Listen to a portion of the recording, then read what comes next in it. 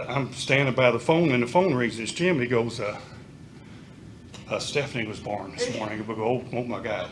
I said, okay. So we're 1,200 miles from here. And I said, Jim, we're on our way. We'll be right there. It's like, we act like it was down the street. So, so, you know, we made the trip. So many trips out here that Jim, you know, Jim, I don't know what he was doing to me, but he treated me better than anybody that could ever be treated. And I look back, you know, last September, he didn't ever let that go. I mean, he just kept on rewarding me. And one of the memorable ones is we went to the CDO meal. As we were on the trip, he didn't like what we was doing. He said, you better put it back, or we're going to call the police. You don't do this in Barber, Colorado. And I didn't know Jim had done this. So Jim was putting the marble back, but he left 2 pieces in his trunk. And I'm going to show you what one looks like.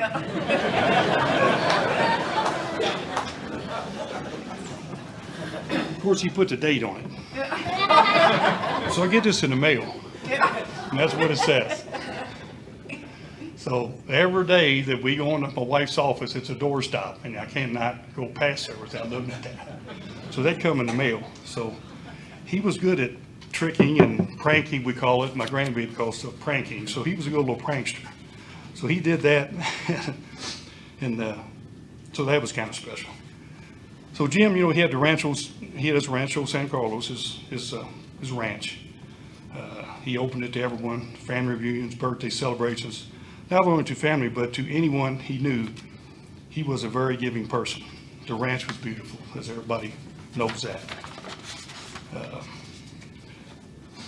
Jim was a fan, man. He was a member of the PTA.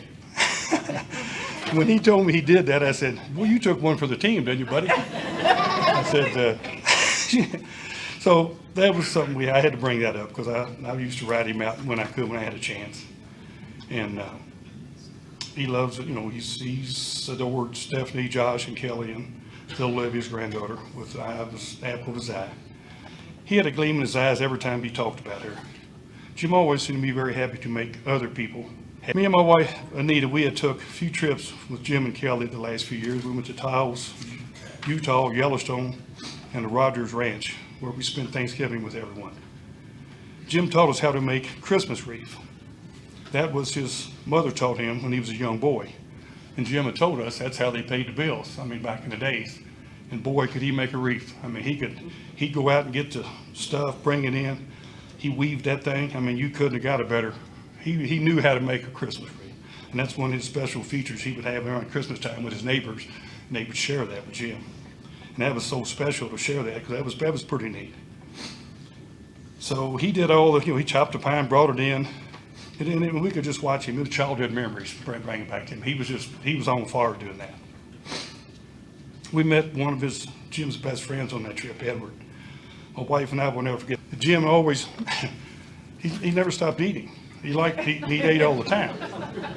We would travel and we would eat, and I mean, an hour later he goes, y'all want to get something to eat? We go, well, we just ate. And he didn't want a candy bar or a cookie.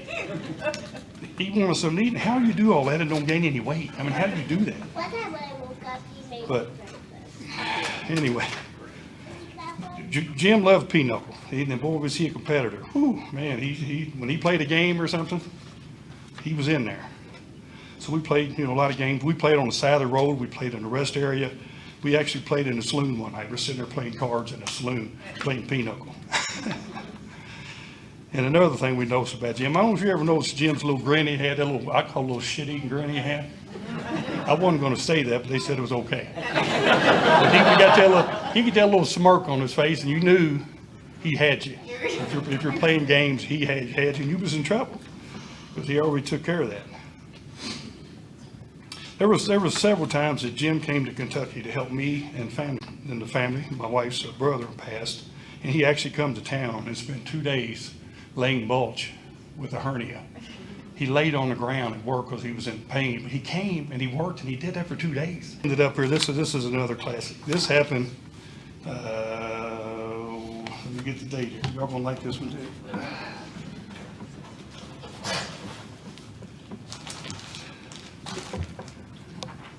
So Jim and I, we talk a little bit of basketball. I'm not a real big basketball